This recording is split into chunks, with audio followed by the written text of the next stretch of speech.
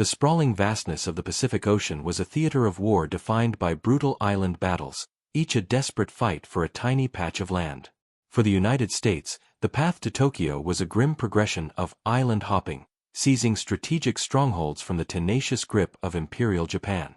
Names like Guadalcanal, Tarawa, and Peleliu became synonymous with unimaginable sacrifice. But amidst these bloody struggles, one island stood out, not just for its ferocity, but for its utterly bizarre and terrifying geology: Iwo Jima. This tiny, desolate volcanic outcrop, a mere 8 square miles of black sand and sulfurous rock, became the unlikely stage for one of the Pacific War's most unique and brutal contests. For the Imperial Japanese High Command, Iwo Jima was more than just another island. It was a critical early warning station for defending the home islands and a vital forward base for intercepting American B-29 Superfortress bombers. Its strategic value lay in its airfields.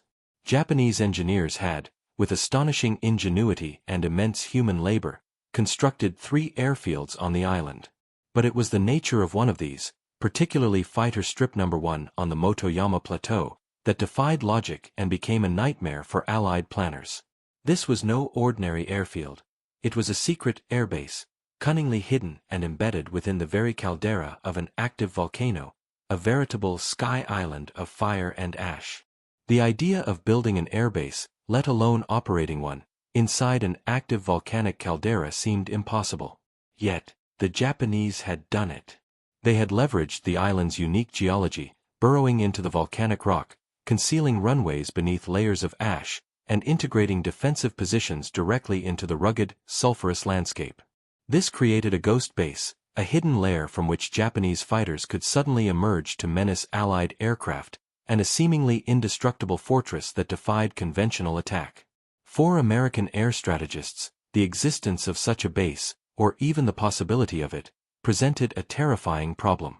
Iwo Jima was perfectly positioned to intercept the B-29 Superfortress raids launched from the Marianas towards Japan.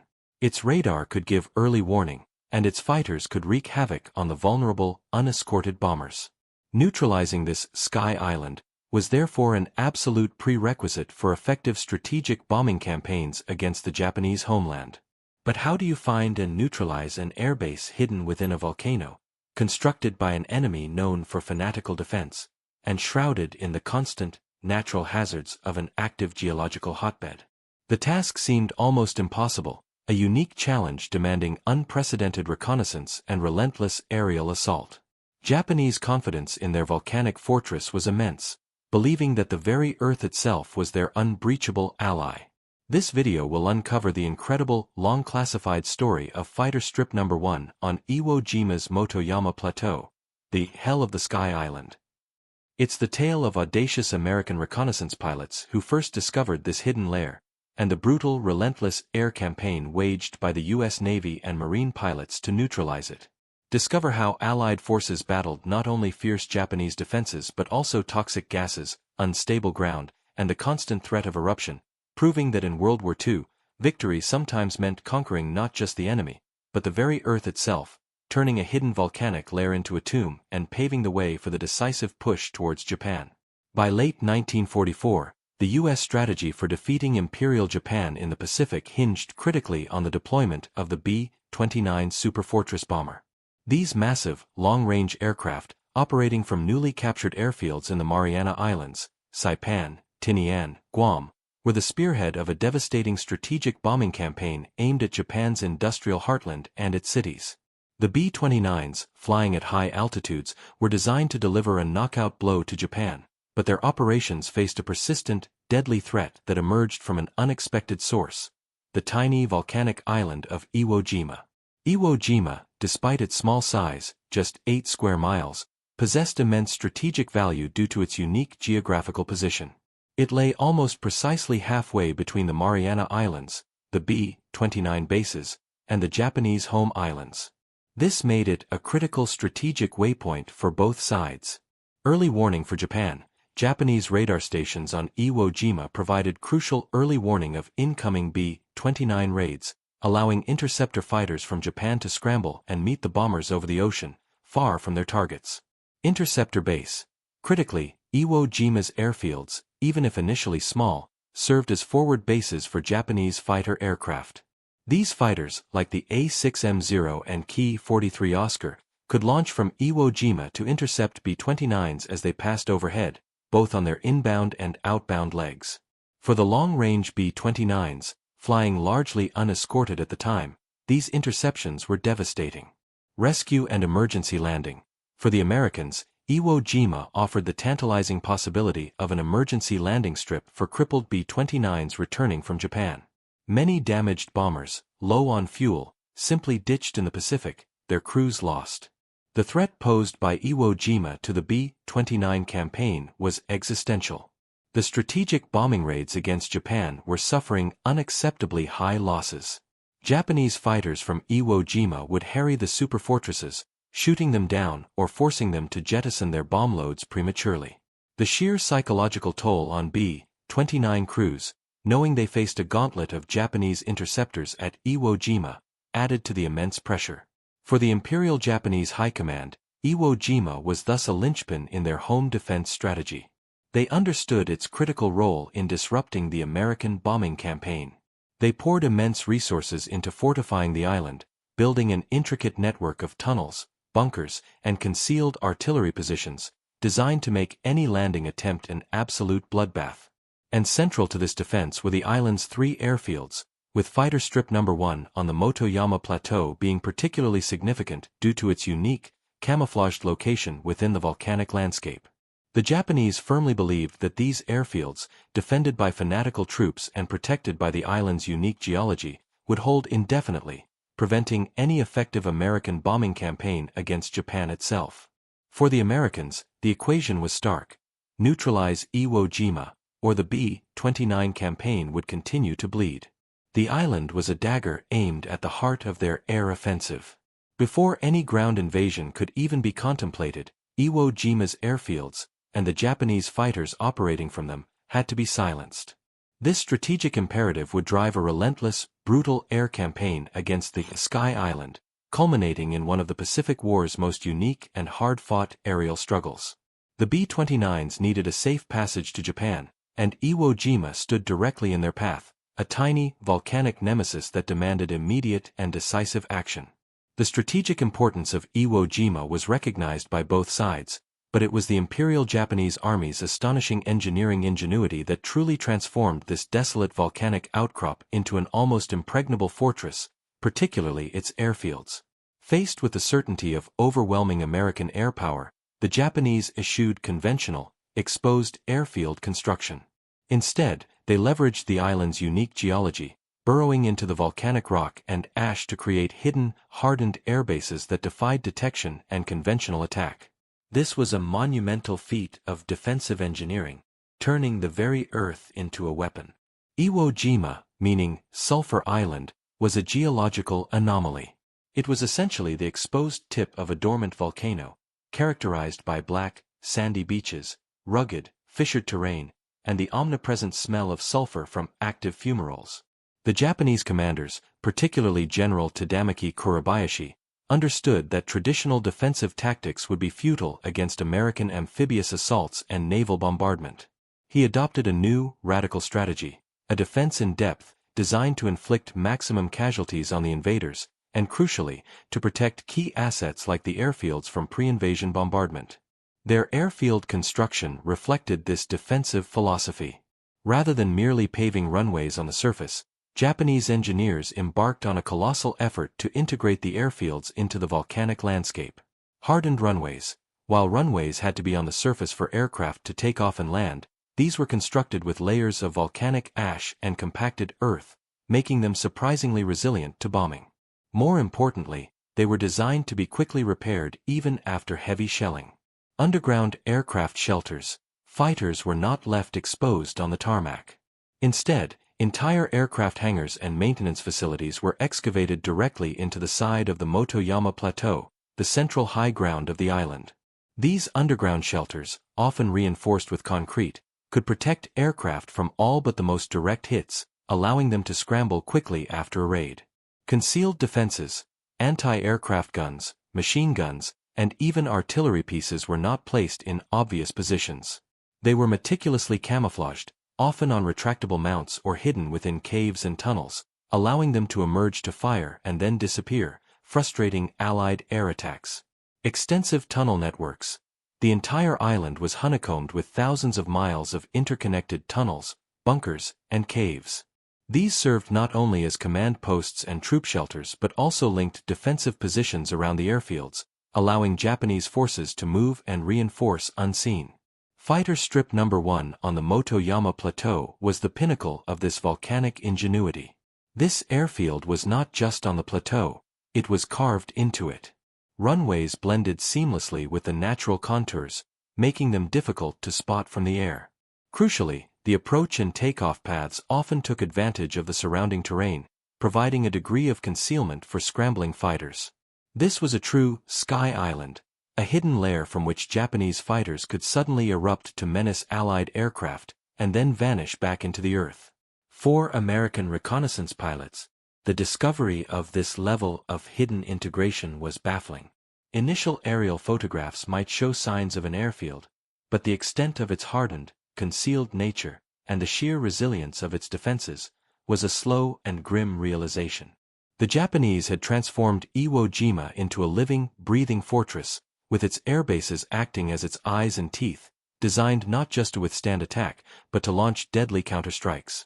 This astonishing feat of defensive engineering proved that the fight for Iwo Jima would be unlike any other, demanding unprecedented effort to crack a stronghold that seemed to be part of the very planet itself. Even as the strategic importance of Iwo Jima became painfully clear to American planners, and Japanese engineers toiled to transform the island into an impregnable fortress, the initial challenge for the Allies was simply to understand what they were up against. This task fell to the brave and meticulous pilots of Allied reconnaissance squadrons, flying hazardous, long-range missions over hostile territory.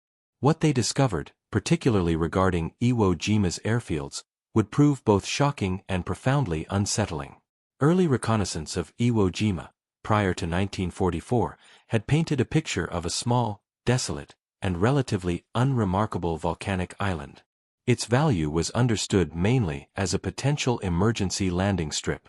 However, as the B-29 bombing campaign against Japan intensified, and intelligence reports hinted at the development of forward Japanese interceptor bases, the focus on Iwo Jima sharpened. The first truly systematic photographic reconnaissance missions over Iwo Jima began in late 1944. Pilots flying specialized unarmed reconnaissance aircraft, like the F-13, a photographic version of the B-29, or the F-6F Hellcat carrying cameras, undertook perilous, long-distance flights. They faced not only the logistical challenges of vast Pacific distances but also the very real threat of Japanese fighters operating from Iwo Jima itself. These pilots, often flying alone, were the eyes in the sky of the Pacific, slowly piecing together the enemy's defensive puzzle. Initial photographs revealed what appeared to be two conventional airfields, designated Fighter Strips No. 1 and No. 2, on the Motoyama Plateau. These were already significant threats.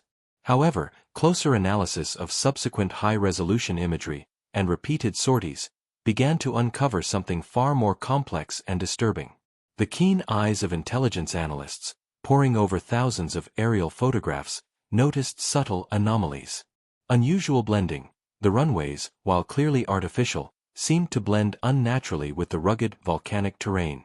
Camouflage. Expertly crafted camouflage nets and natural rock formations disguised taxiways and aircraft parking areas. Hidden entrances. Shadows in volcanic fissures and along the plateau's edges suggested concealed entrances to underground structures. Rapid repairs. Despite repeated bombing, the airfield seemed to recover with astonishing speed, almost as if the runways themselves were part of the earth and quickly patched. The shocking realization gradually dawned: this wasn't just an airbase on an island, it was an airbase within an island. The Japanese engineers had not merely built on the volcanic rock, they had burrowed into it, creating an intricate network of tunnels, caves, and hardened underground facilities for aircraft hangars, maintenance, and troop shelters. Fighter Strip No. 1, in particular, was found to be incredibly integrated into the Motoyama Plateau's volcanic caldera, using the natural depressions and ash to conceal its true extent. It was a ghost base, a hidden lair that could seemingly swallow aircraft and spit them back out for attacks. This discovery profoundly altered Allied strategic planning. The idea of neutralizing such a deeply embedded, hardened target with conventional bombing alone seemed impossible. The implications were stark. Japanese fighters from this sky island could continue to menace B-29s, and any ground invasion would face not just surface defenses, but an enemy entrenched within the very geology of the island. The photographs brought back by these brave reconnaissance pilots, often risking their lives to capture every detail, provided the first chilling glimpse into the true nature of Iwo Jima. It revealed an enemy that had embraced a radical, subterranean defensive strategy, turning a volcanic wasteland into an almost indestructible fortress. This shocking discovery confirmed Iwo Jima's strategic imperative: it had to be taken. But it also foreshadowed a battle of unparalleled ferocity, one where the Allies would literally have to conquer the Earth itself. With the shocking reality of Iwo Jima's hardened, volcanic airfields laid bare by reconnaissance, the Allied command knew that a full-scale ground invasion would be catastrophic without first neutralizing the island's air threat. Japanese fighters scrambling from Iwo Jima were relentlessly intercepting B-29s, and the island's radar provided crucial early warnings for Japanese home defense. The strategic imperative was clear: Iwo Jima's airfields, particularly the hidden fighter strip No. 1, had to be rendered inoperable. This conviction launched a relentless, brutal, and often frustrating pre-invasion air campaign, a testament to Allied air power against an enemy deeply embedded in the earth. Beginning in late 1944, and intensifying dramatically in the months leading up to the eventual ground invasion in February 1945, the U.S. Army Air Forces, USAF, and U.S. Navy and Marine Corps aircraft launched wave after wave of bombing and strafing attacks against Iwo Jima. This was not a selective campaign, it was a sustained, overwhelming aerial assault designed to pound the island's defenses, silence its anti-aircraft guns, and, above all, destroy its airfields and the fighters operating from them. The targets were clear: runways and taxiways, bombs aimed at cratering the runways to prevent Japanese aircraft from taking off or landing. Underground hangars and facilities. Efforts were made to target any suspected entrances or ventilation shafts leading to the concealed facilities, though these were incredibly difficult to pinpoint. Anti-aircraft positions. Dive bombers and fighter bombers relentlessly attacked known and suspected anti-aircraft gun emplacements, attempting to suppress their fire. Japanese aircraft. Any Japanese aircraft spotted on the ground or in the air were immediately engaged and destroyed. However, the Japanese defensive strategy and the island's unique geology made this air campaign incredibly frustrating and costly for the Allies. Resilient construction. The runways, built on volcanic ash and compacted earth, absorbed bombs with surprising resilience. Japanese engineering teams would emerge rapidly after raids to fill craters and make repairs, often allowing operations to resume within hours. Underground sanctuaries. The concealed underground hangars, command posts, and barracks provided near-perfect protection for Japanese aircraft, ground crews, and personnel from all but the most direct hits. Bombs that would obliterate surface structures merely bounced off the hardened volcanic rock and earth. Camouflage and concealment.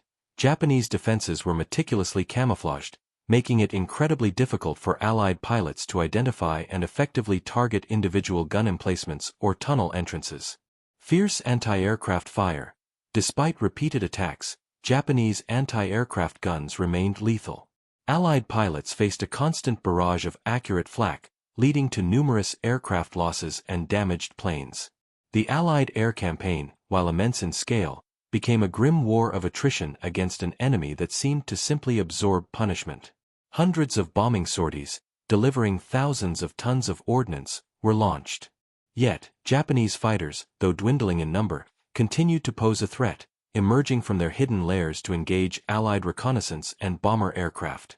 The sheer tenacity of the Japanese defense, leveraging the volcanic island's natural resilience, transformed Iwo Jima into a formidable challenge that demanded an even greater sacrifice. This relentless pre-invasion air assault, despite its frustrations and the tenacious Japanese resistance, was a necessary and brutal prelude to the ground invasion. It softened some defenses, destroyed what exposed Japanese assets it could, and provided invaluable intelligence on the layout of the island. However, It also painfully demonstrated that air power alone would not be enough to fully conquer this sky island. To silence the guns and take control of its airfields, Allied boots would ultimately have to hit the black sands of Iwo Jima, launching one of the most savage battles of the Pacific War. Beyond the fierce Japanese resistance and the brutal air campaign, the Allied forces who ultimately assaulted Iwo Jima faced an enemy unlike any other in World War II, the island itself. Iwo Jima was a living, breathing, active volcano, and its unique geology presented a constant barrage of environmental hazards that compounded the misery of combat, turning the battlefield into a literal toxic hell. Fighting on this sky island meant battling the Earth itself. The volcanic nature of Iwo Jima manifested in several terrifying and debilitating ways. Black, shifting sand. The beaches, crucial for the initial landings, were composed of soft, black volcanic sand. This wasn't ordinary sand, it was incredibly deep and made movement agonizingly slow. Troops and vehicles sank into it, expending enormous energy just to move a few yards. Landing craft often bogged down at the water's edge, becoming easy targets for Japanese gunners, and heavy equipment struggled to gain purchase. This black sand also absorbed solar radiation, making the daytime temperatures on the beaches unbearable. Toxic gases and fumaroles. Iwo Jima was riddled with active fumaroles, vents emitting superheated steam and sulfurous gases, like hydrogen sulfide and sulfur dioxide, directly from the volcanic interior. These gases were toxic, corrosive, and pervasive, creating a hellish atmosphere for the fighting men. Health hazards. Prolonged exposure to sulfur fumes caused respiratory problems, eye irritation, and nausea. Breathing became difficult, and the constant stench was sickening. Concealment and danger. The rising steam and gases could create localized fogs, providing temporary concealment for Japanese troops or obscuring Allied vision, but also making movement treacherous due to hidden vents that could scald or burn unsuspecting soldiers. Unstable and fissured terrain. The island's interior was a rugged, chaotic landscape of volcanic rock, steep ridges, and deep ravines, all crisscrossed by natural fissures and crevices. This terrain offered excellent defensive positions for the Japanese, but made Allied advance incredibly difficult. The ground was often unstable, prone to sudden collapses or rockfalls, especially after sustained shelling. Extreme heat from below. Despite being a Pacific island, the volcanic activity meant that in many areas, particularly where the Japanese had burrowed their tunnels, the ground beneath the surface could be incredibly hot. Soldiers sheltering in foxholes sometimes found the earth beneath them scalding, or discovered that digging deeper meant encountering unbearable heat. Dust and ash. The constant shelling and bombing, combined with vehicle movement, kicked up vast clouds of fine volcanic ash and dust. This gritty, abrasive dust infiltrated everything: equipment, weapons, eyes, and lungs, causing respiratory issues, exacerbating eye irritation, and fouling machinery. The Japanese, in their ingenious defense, exploited these natural hazards. Their tunnel networks, while designed for protection, also channeled volcanic gases, turning some sections into deadly traps for advancing Marines. The rugged terrain was integrated into their defense in depth, making every ridge a fortress and every ravine a killing zone. For the American Marines and naval personnel who landed on Iwo Jima, this was a battle against more than just a fanatical enemy. It was a desperate struggle against the very environment. The black sand sapped strength, the toxic gases burned lungs, and the unstable ground threatened to swallow them whole. This unique hellscape, where the earth itself seemed to fight alongside the Japanese, made Iwo Jima one of the most brutal and debilitating battlefields of the Pacific War, demanding unprecedented courage and resilience from every single Allied soldier. The combined might of Japan's volcanic defenses, its deeply entrenched and fanatical garrison, and the relentless environmental hazards of Iwo Jima exacted an almost unbearable human cost from the Allied forces. Both in the preceding air campaign and in the ferocious ground battle, Iwo Jima became a meat grinder, a desolate landscape where human sacrifice reached a scale that shocked even hardened veterans of the Pacific War. This was the true hell of the Sky Island, where every inch of progress was paid for in blood and shattered lives. In the months leading up to the ground invasion, the Allied air campaign, as described, poured thousands of tons of bombs onto Iwo Jima. While less precise than later bombing, these initial air attacks, designed to neutralize the airfields and soften defenses, were a brutal test for the pilots involved. They faced constant, accurate anti-aircraft fire from concealed Japanese positions, leading to numerous aircraft losses and damaged planes. The frustration of bombing a target that seemed to absorb endless punishment, only for Japanese fighters to scramble from hidden lairs, added a profound psychological toll. Many airmen risked their lives repeatedly against an enemy they could not fully see or effectively damage. However, the true agonizing cost would be borne by the U.S. Marines who landed on Iwo Jima on February 19, 1945. Their mission was to seize the island's airfields and secure it as a vital base. What they encountered was a defensive network unlike any other in the Pacific, meticulously designed by General Kurabayashi to inflict maximum casualties and fight to the absolute last man. The beaches of black sand, the initial landings were a nightmare. The deep, black volcanic ash on the beaches, the same as discussed in Section 6, bogged down men and vehicles, making them slow-moving targets for the perfectly sighted and camouflaged Japanese machine guns, mortars, and artillery. Waves of Marines were caught in a deadly crossfire, pinned down without cover, as vehicles became stuck and supplies piled up. Defense in depth. Kurabayashi's strategy was not to defend at the water's edge, but to inflict casualties deep inland. The Japanese had constructed thousands of interconnected tunnels, bunkers, and caves, many impervious to naval gunfire and aerial bombing. These allowed them to pop up, fire, and then disappear, frustrating the American advance and turning every cave into a deadly strongpoint. Fanatical resistance. The Japanese garrison, numbering around 21,000 men, fought with a fanatical resolve that astonished even the battle-hardened Marines. There was no concept of surrender. Every soldier was prepared to fight to the death, often engaging in desperate banzai charges or suicide attacks. This meant that every tunnel had to be cleared, every bunker reduced, and every corner fought for, often with flamethrowers and demolition charges. Environmental agony. Beyond the combat, the volcanic hazards, toxic gases, heat, unstable ground, dust, continued to exact their toll, adding to the psychological and physical burden of the fighting. Men battled against an enemy that seemed to be a part of the very earth. The casualty figures from Iwo Jima are among the most brutal of the entire Pacific War. In just 36 days of fighting, the U.S. Marines suffered over 26,000 casualties, including nearly 7,000 killed in action. This represented roughly one-third of all Marine casualties during the entire war. For the Japanese, the sacrifice was even more absolute. Almost the entire garrison of 21,000 men perished, with only 1,083 surviving to be captured. Iwo Jima became a synonym for unimaginable ferocity and human cost. The courage displayed by both sides, particularly the relentless advance of the Marines against such an entrenched and determined foe, was extraordinary. The purpose of the battle, to secure vital airfields, was crucial, but the price paid was immense. This human sacrifice in the volcanic hell of the Sky Island underscored the brutal realities of war in the Pacific and the extreme measures required to break Japan's will, ensuring that the path to victory was often paved with blood.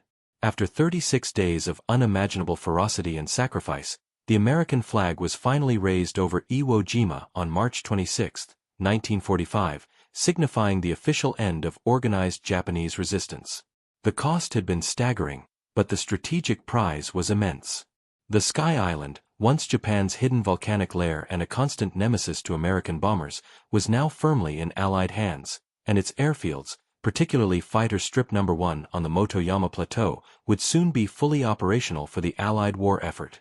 The immediate priority after securing the island was to transform the captured Japanese airfields into fully functional American bases. This monumental task fell to the U.S. Navy Seabees, construction battalions, who began work even as fighting continued in isolated pockets. They faced daunting challenges. Volcanic terrain. The Seabees had to contend with the same unstable volcanic ash and rock that had frustrated the Marines, requiring massive earth-moving and grading operations. Rapid repairs. Runways and taxiways, battered by weeks of naval bombardment and aerial bombing, needed extensive repairs and expansion to accommodate heavy American aircraft. Infrastructure building. Fuel and ammunition dumps, barracks, control towers, and maintenance facilities had to be built from scratch on an island that offered virtually no natural resources. Despite these hurdles, the Seabees, renowned for their ingenuity and speed, worked relentlessly. The former Japanese fighter strip No. 1, designated Central Field by the Americans, was rapidly expanded and improved. By March 4, just 2 weeks into the battle, the first crippled B-29 superfortress, the Dynamite, returning from a raid on Japan, made an emergency landing on Iwo Jima, proving the island's critical value even before it was fully secured. The strategic advantages gained by conquering Iwo Jima were immediate and profound. Emergency landing strip. Iwo Jima became an indispensable emergency landing site for damaged B-29s returning from Japan. Over the remaining months of the war, more than 2,400 B-29s made emergency landings on Iwo Jima, saving the lives of nearly 25,000 airmen and millions of dollars in aircraft. For the B-29 crews, the sight of Iwo Jima's runways meant salvation, no longer facing a terrifying ditching in the Pacific. Fighter escort base. The airfields on Iwo Jima provided a forward base for long-range American fighter aircraft, particularly the P-51 Mustangs. These fighters could now escort B-29s all the way to Japan and back, drastically reducing bomber losses and allowing for more effective and precise strategic bombing raids. This continuous escort significantly demoralized Japanese air defenses, which had previously targeted the unescorted bombers with relative impunity. Disruption of Japanese early warning.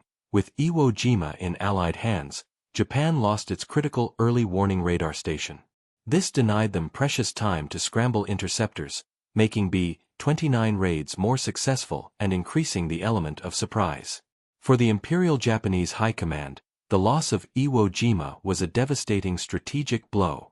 Their confidence in the impenetrability of their volcanic fortress and its ability to indefinitely disrupt American bombing had been shattered. The island's capture demonstrated, unequivocally, America's unwavering determination and its capacity to overcome even the most formidable, fanatical defenses. The sheer cost in Japanese lives, with virtually the entire garrison wiped out, underscored the futility of their desperate stand. The price of victory on Iwo Jima was immense, but the strategic returns were equally significant. The airfields, once Japan's secret weapon and a bane to American bombers, now became the ultimate lifeline and launchpad for the final, decisive air campaign against the Japanese homeland. The Sky Island, conquered through unprecedented human sacrifice and engineering effort, fundamentally accelerated the end of the Pacific War, proving that no fortress, however natural or ingeniously designed, could withstand the relentless might of the Allied advance. The conquest of Iwo Jima, a brutal and agonizing victory, reverberated far beyond its 8 square miles of black sand. While its strategic importance as an airbase for B-29s and fighter escorts was undeniable, the battle's broader psychological fallout on the Imperial Japanese High Command and the Japanese people was equally profound. It chipped away at their resolve, shattered long-held military doctrines, and served as a chilling precursor to the ferocity yet to come in the final stages of the Pacific War. For the Imperial Japanese Army, Iwo Jima represented the ultimate test of their new defense-in-depth strategy, designed by General Kuribayashi. Unlike earlier island battles where banzai charges and beach defenses were common, Kuribayashi's plan focused on inflicting maximum casualties from an intricate network of tunnels and bunkers. The near-total annihilation of the Japanese garrison, with very few survivors, proved the devastating effectiveness of this new, desperate strategy. However, while it achieved its goal of inflicting horrific casualties on the Americans, it also confirmed to the Japanese leadership that such a defense, even when fanatically executed, could not ultimately stop the relentless American advance. The impregnable fortress had fallen, albeit at an immense cost to the attacker. The impact on the morale of the Japanese leadership was significant. They had believed that islands like Iwo Jima, with their natural defenses and the unparalleled tenacity of their troops, could indefinitely delay the American advance, buying time and perhaps forcing a negotiated peace. The fall of Iwo Jima proved that even their most meticulously prepared and fiercely defended positions could be conquered. This realization, that no matter how fanatical the resistance, the American juggernaut could not be stopped, began to erode their confidence in a prolonged defense. Furthermore, Iwo Jima had a direct psychological impact on the Japanese home islands. Vulnerability of the homeland. With Iwo Jima in American hands, the strategic bombing campaign by the B-29s intensified dramatically. Japanese cities, already reeling from previous raids, now faced more frequent and accurate bombing, often with fighter escorts. The feeling of vulnerability, that their homeland was now directly exposed to relentless attack, grew exponentially. The airspace over Japan, once relatively protected, was now directly challenged. Symbol of inevitable advance. For the Japanese people, Iwo Jima became a symbol of the war's grim progression. Despite the propaganda portraying fierce resistance, the consistent American advance, moving closer and closer to the home islands, was undeniable. The fall of Iwo Jima meant the invaders were now truly at their doorstep, a stark and terrifying reality. The battle also had a sobering effect on American planners. While a victory, the sheer ferocity and casualty rates of Iwo Jima provided a chilling glimpse into what a full-scale invasion of the Japanese home islands, Operation Downfall, might entail. It underscored the fanatical determination of the Japanese defender and the immense human cost that would be required to bring the war to its final conclusion. This, in turn, directly influenced the later decision-making regarding the use of atomic weapons, seen by some as a way to avoid a repeat of Iwo Jima's casualty figures on a vastly larger scale. In essence, Iwo Jima was more than a battle for an airfield, it was a battle for will. The Americans proved their relentless determination to pay any price for strategic objectives, even for a barren rock. The Japanese proved their absolute refusal to surrender, even in the face of overwhelming odds.